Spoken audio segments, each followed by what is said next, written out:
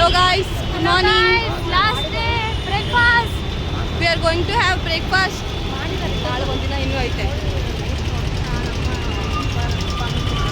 Hi ಮಾಡಿ ಎಲ್ಲರೂ hi ಮಾಡಿ ಹಾಯ್ ಹಾಯ್. ನಮಸ್ಕಾರ ಯಜವ್ಲಾಗೆ ಸ್ವಾಗತ. ನಾನು ಚಂದ್ರಿಕಾ. ಇದು ಮುಂಬೈನ 4ನೇ ದಿನ, ಸ್ಟೇಜ್ ರಿಯಾಸ್ನ ದಿನ ಅಂತಲೇ ಹೇಳ್ಬೋದು. ಎದ್ಬಿಟ್ಟು ಫ್ರೆಶ್ ಅಪ್ ಆಗಿ ಹೋಟೆಲ್ಗೆ ಹೋಗಿ ಊಟ ಎಲ್ಲ ಮಾಡಿಕೊಂಡು ಮತ್ತು ಬಿಸ್ತಿತ್ತು ಅಂತ ಐಸ್ ಕ್ರೀಮ್ ಸಹ ತೊಗೊಂಡು ಬಂದ್ವಿ. ಟೈಮ್ ಇತ್ತಂತ ಹೇಳಿ ಸ್ವಲ್ಪ ಒಂದಿಷ್ಟು ರೂಮ್ಮೇಟ್ಸ್ ಜೊತೆಗೆ ಫ್ರ್ಯಾಂಕ್ ಕೂಡ ಮಾಡ್ತಾ ಇದ್ವಿ. ಇದಾದಮೇಲೆ ಟೈಮ್ ಇತ್ತಂತ ಹೇಳ್ಬಿಟ್ಟು ಒಂದಿಷ್ಟು ತರಲೆ ತಮಾಷೆ ಕೂಡ ಹೆಚ್ಚಾಗ್ತಾ ಹೋಯಿತು. ದಿನ ಕಳೆದಂತೆ ನಮ್ಮ ಟೈಮ್ ಕೂಡ ತುಂಬಾ ಕಡಿಮೆ ಇತ್ತು. ಯೋಚನೆ ಮಾಡ್ತಾ ಇರುವ ಟೈಮಲ್ಲಿ ID ಕಾರ್ಡ್ ಕೂಡ ಬಂತು. ಆ ID ಕಾರ್ಡ್ ನೋಡಿ ತುಂಬಾ ಖುಷಿಯಾಗೋಯಿತು. Hi guys, welcome to our Mumbai blog. ನಾವಿವತ್ತು ಸ್ಟೇಜ್ ಪರ್ಫಾರ್ಮೆನ್ಸ್ಗೆ ಹೋಗ್ತಾ ಇದ್ದೀವಿ. Rehearsal tomorrow is the final day and we got the ID card and we are really proud of that. We are participating in the waves. Thank you so much and support us. ಓ ಕರ್ನಾಟಕ, ಜೈ Karnataka. Okay bye bye bye. Hi guys, ಇವತ್ತು ಮುಂಬೈಯಲ್ಲಿ ಒಂದು prank ಮಾಡೋಣ. ಅದು ಚಟ್ಪಟ prank. ಬನ್ನಿ ಹೋಗೋಣ. Magic pops. Guys girls ಏನು ಏನೋ ತಂದಿದ್ದೀನಿ, ಸುಮ್ಮನೆ ಹಾಕೋಬೇಕು. ನೀನು ತೋರಿಸಿ. ಏನೋ ತೋರ್ಸಲ್ಲ, ಕೈ ಕೊಟ್ಟು. ಪ್ರಸಾದ ಇದು ಯಾವ ಪ್ರಸಾದ? ಒಳ್ಳೇದಾಗುತ್ತೆ. ತಿರುಪತಿ ಪ್ರಸಾದ. ಅದಕ್ಕಿಂತ ಲಡ್ಡು ಇದೆಲ್ಲ ಇದೇನೋ ಇದನ್ನ ಮಾಡೋದೆ. ಇದನ್ನ ನೋಡಕ್ಕೆ ಹಿಂಗೈತೆ. ನಂಗೆ ಪ್ರಸಾದ ಅದು ಹೊಸದು, ಟ್ರೆಡಿಷನಲ್ ಮಾಡ್ರನ್. ಹಾಕಲ್ರಿ ಇಬ್ರು ಒಂದೇ ಸಲ ಹಾಕೋಬೇಕು.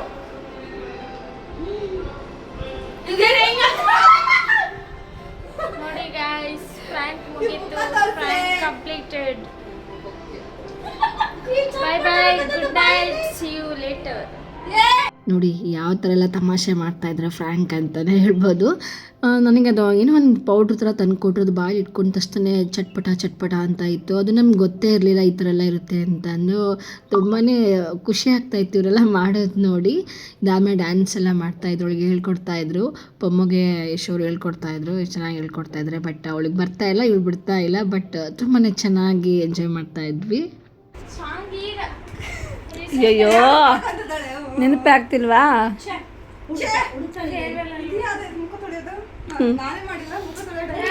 ಹಾಡು ತಮಾಷೆ ಫ್ರ್ಯಾಂಕ್ ಅನ್ಕೊಂತ ಟೈಮ್ ಬಂದಿದ್ದೇ ಗೊತ್ತಾಗಲಿಲ್ಲ. 6 o'clock ಹಾಗೆ ಹೋಗ್ಬಿಡ್ತು. ಎದ್ಬಿಟ್ಟು ಮತ್ತೆ ಸ್ವಲ್ಪ ಹೊತ್ತು ರೆಸ್ಟ್ ಕೂಡ ಮಾಡಿದ್ವಿ.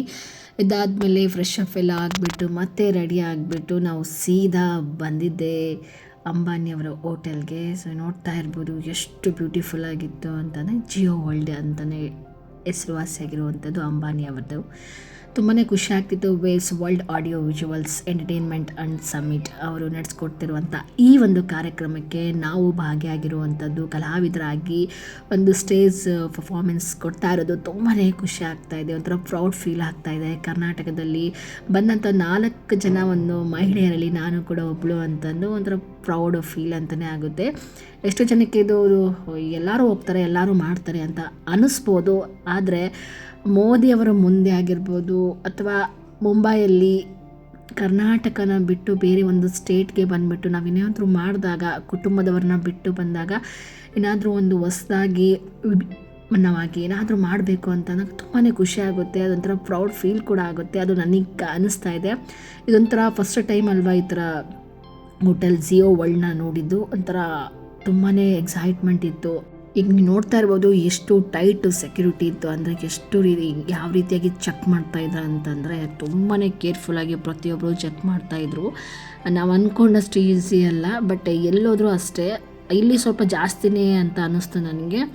ಒಳಗೆ ಬಂದ ತಕ್ಷಣ ಹೊರಗಡೆ ಎಷ್ಟು ಬಿಸಿಲಿತ್ತು, ಒಳಗಡೆ ಬಂದ ತಕ್ಷಣ ಕೂಲ್ ಅಂತ ಅನ್ನಿಸ್ತಿತ್ತು. ಬಟ್ ಇಲ್ಲಿ ಸ್ಟೆಪ್ಸ್ ಏನೂ ಇರಲಿಲ್ಲ. ಎಲ್ಲೋ ಹೋಗ್ಬೇಕಂದ್ರೂ ಲಿಫ್ಟ್ ಮೂಲಕನೇ ಹೋಗಬೇಕಿತ್ತು, ವೆಯ್ಟ್ ಮಾಡಿ ಹೋಗಬೇಕಿತ್ತು. ನಮಗೆ ತುಂಬಾ ಕ್ಯೂರಿಯಾಸಿಟಿ ಸ್ಟೇಜ್ ಹೇಗಿರುತ್ತೆ ಏನೋ ಅಂತಂದು ನೋಡ್ತಾ ಇರ್ಬೋದು. ಎಷ್ಟು ಬ್ಯೂಟಿಫುಲ್ ಆಗಿತ್ತು ಅಂತ ಅಂದರೆ, ನಾನು ಆಲ್ಮೋಸ್ಟ್ ಗೋವಾ ಆಗಿರ್ಬೋದು, ಚೆನ್ನೈ ಆಗಿರ್ಬೋದು, ಪಾಂಡಿಚೇರಿ ಆಗಿರ್ಬೋದು, ಅಂಡಮಾನ್ ಆಗಿರ್ಬೋದು, ಹಲವಾರು ಕಡೆ ಹಲವಾರು ಸ್ಟೇಟ್ಗಳಿಗೆ ನಾನು ಪರ್ಫಾರ್ಮ್ ಮಾಡಿದ್ದೀನಿ. ಒಳ್ಳೆ ಸ್ಟೇಜ್ ಪರ್ಫಾರ್ಮೆನ್ಸ್ ಕೊಟ್ಟಿದ್ದೀನಿ. ಬಟ್ ಈ ಒಂದು ಸ್ಟೇಜ್ ನನಗೆ ಮರಿಲಿಕ್ಕೆ ಆಗಲ್ಲ. ಅಷ್ಟು ಬ್ಯೂಟಿಫುಲ್ ಆಗಿತ್ತು. ನನಗೆ ಅದಕ್ಕೋಸ್ಕರ ಒಂದು ಮೆಮೊರೇಬಲ್ ಆಗಿ ಉಳ್ಕೊಳ್ಳುತ್ತೆ ಅನ್ನೋ ಒಂದು ಕಾರಣಕ್ಕೋಸ್ಕರ ಒಂದು ವ್ಲಾಗ್ ಮಾಡ್ತಾಯಿದ್ದೀನಿ. ಎಷ್ಟು ಬ್ಯೂಟಿಫುಲ್ ಆಗಿತ್ತು ಅಂತ ಅಂದರೆ ಹೇಳೋದ್ಕಿಂತ ಅಲ್ಲಿ ನೋಡೋರಿಗೆ ಎಷ್ಟು ಖುಷಿ ಆಗುತ್ತೆ ಅಂತಂದರೆ ಎಕ್ಸಾಂಪಲ್ ನಾನೇ ಅಂತ ಹೇಳ್ಬೋದು. ಇದಾದಮೇಲೆ ಎಲ್ಲನೂ ನೋಡಿದ್ವಿ ಸ್ಟೇಜ್ ಹೇಗಿರುತ್ತೆ ಏನು ಒಂದಿಷ್ಟು ವೀಡಿಯೋಸ್ ಮಾಡ್ಕೊಂಡಾದ್ಮೇಲೆ ಫೋಟೋಶೂಟ್ ಕೂಡ ಆಗ್ತಾ ಹೋಯಿತು.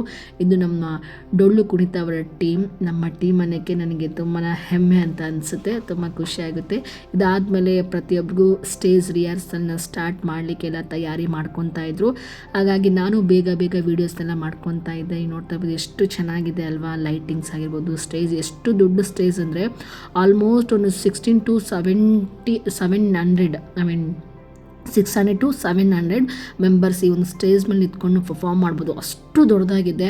ಕ್ಯಾಮ್ರಾದಲ್ಲಿ ಸ್ವಲ್ಪ ಚಿಕ್ಕದು ಅನ್ನಿಸ್ಬೋದು ದೂರದಿಂದ ಅಂತ, ಬಟ್ ರಿಯಲ್ ನೋಡಿದಾಗ ಯಪ್ಪ ಇಂಥ ದೊಡ್ಡ ಸ್ಟೇಜ್ ನಮಗೆ ಈ ಒಂದು ಅವಕಾಶ ಸಿಕ್ಕಿದೆಯಲ್ಲ ಅಂತ ತುಂಬ ಖುಷಿಯಾಗುತ್ತೆ.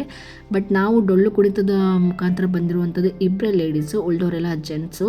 ಆಲ್ಮೋಸ್ಟ್ 6 ಮೆಂಬರ್ಸ್ ವಿತ್ ನಾವು +2 8 ಮೆಂಬರ್ಸ್ ಈ ಒಂದು ಡೊಳ್ಳು ಕುಣಿತನ ಮಾಡಿರುವಂಥದ್ದು. ರಿಹರ್ಸಲ್ ಸ್ಟಾರ್ಟ್ ಆಯಿತು. ನೋಡ್ತಾ ಇರ್ಬೋದು ಎಷ್ಟು ಚೆನ್ನಾಗಿ. ನಾಳೆ ರಿಹರ್ಸಲ್ ನಾಳೆ ಪರ್ಫಾರ್ಮೆನ್ಸ್ಗೆ ಇವತ್ತು ರಿಹರ್ಸಲ್ ಮಾಡಿಸ್ತಾ ಇದ್ದಾರೆ. ನಾವು ನಾಳೆ ರಿಹರ್ಸಲ್ ಇರುತ್ತೆ ಸ್ಟೇಜ್ ಹೇಗಿರುತ್ತೆ ಅಂದ್ಕೊಂಡ್ವಿ. ಬಟ್ ಬೇಗನೆ ಇವತ್ತಿನ ದಿನ ಬಂದುಬಿಟ್ಟು ತುಂಬಾ ಖುಷಿಯಾಗೋಯಿತು. ರಿಹರ್ಸಲ್ ಕೂಡ ಅಷ್ಟೇ ಬ್ಯೂಟಿಫುಲ್ಲಾಗಿ ನಡೀತಾ ಹೋಯಿತು. ಎಷ್ಟು ಚೆನ್ನಾಗಿತ್ತು ಅಂತ ಅಂದರೆ ನಮಗೂ ಕೂಡ ಫುಲ್ಲು ಡ್ಯಾನ್ಸ್ ಎಲ್ಲ ಪ್ರಾಕ್ಟೀಸ್ ಮಾಡಿಸ್ತಾರೆ ಅಂತ ಅಂದ್ಕೊಂಡ್ವಿ. ಬಟ್ ಆ ಫುಲ್ ಏನು ಕಂಪ್ಲೀಟ್ ಮಾಡಲಿಲ್ಲ. ಸ್ವಲ್ಪ ಅಂದರೆ ಹೇಗೆ ನಿಂತ್ಕೋಬೇಕು, ಯಾವ ಪಾಯಿಂಟಲ್ಲಿ ನಿಂತ್ಕೋಬೇಕು ಅಂತೆಲ್ಲ ನಮಗೆ ಹೇಳ್ಕೊಟ್ರು. ಅಲ್ಲಿರುವಂಥ ಕೋರಿಯೋಗ್ರಾಫರ್ ಕೂಡ ತುಂಬಾ ಚೆನ್ನಾಗಿ ನಮಗೆ ಸಪೋರ್ಟ್ ಮಾಡಿದರು ಅಂತಲೇ ಹೇಳ್ಬೋದು. ಇದಾದಮೇಲೆ ರಿಹರ್ಸಲ್ ಎಲ್ಲ ಮುಗೀತು. ನಾವು ಕೂಡ ಒಂದಿಷ್ಟು ಫೋಟೋಶೂಟ್ ಎಲ್ಲ ಮಾಡ್ಕೊತಾ ಇದ್ವಿ, ವೀಡಿಯೋಸ್ ಕೂಡ ಮಾಡ್ಕೊತಾ ಇದ್ವಿ. ಇದು ನಮಗೆ ಮೇಕಪ್ ರೂಮ್ ಅಂತಲೇ ಹೇಳ್ಬೋದು. ಎಲ್ಲನೂ ಫ್ರೀಯಾಗಿ ಇದೆ, ಔಟ್ಸೈಡ್ ಇರೋವಂಥದ್ದು. Stage back side. ಇದಾದಮೇಲೆ ಎಲ್ಲ ಮುಗಿಸ್ಕೊಂಡು ಸೀದಾ ಬಂದಿದ್ದೆ ಹೋಟೆಲ್ಗೆ. ಬಂದುಬಿಟ್ಟು ಊಟ ಮಾಡಿಕೊಂಡು ಫುಲ್ ಟಯರ್ಡ್ ಆಗಿತ್ತಲ್ವ, ಅದಕ್ಕೋಸ್ಕರ ಬೆಡ್ಡೆಲ್ಲ ಕ್ಲೀನ್ ಮಾಡಿಕೊಂಡು ರೆಸ್ಟ್ ಮಾಡ್ತಾಯಿದ್ವಿ. ಸೊ ಇದಾಗಿತ್ತು ನಮ್ಮ ಒಂದು ಸ್ಟೇಜ್ ರಿಹರ್ಸಲ್ನ ವ್ಲಾಗ್. ಯಾರಿಗೆಲ್ಲ ಒಂದು ವ್ಲಾಗ್ ಇಷ್ಟ ಆಗಿದೆ ಪ್ಲೀಸ್ ಒಂದು ಲೈಕ್ ಮಾಡಿ, ಸಬ್ಸ್ಕ್ರೈಬ್ ಮಾಡಿ ಅಂತ ಹೇಳ್ತಾ ಇವತ್ತಿನ ವ್ಲಾಗ್ನ ಮುಗಿಸ್ತೀನಿ. ಮತ್ತು ನಾಳಿನ ವ್ಲಾಗ್ನಲ್ಲಿ ಮತ್ತೆ ಸಿಗ್ತೀನಿ. ಅಲ್ಲಿವರೆಗೂ ಟೇಕ್ ಕೇರ್, ಬಾಯ್, ನಮಸ್ಕಾರ.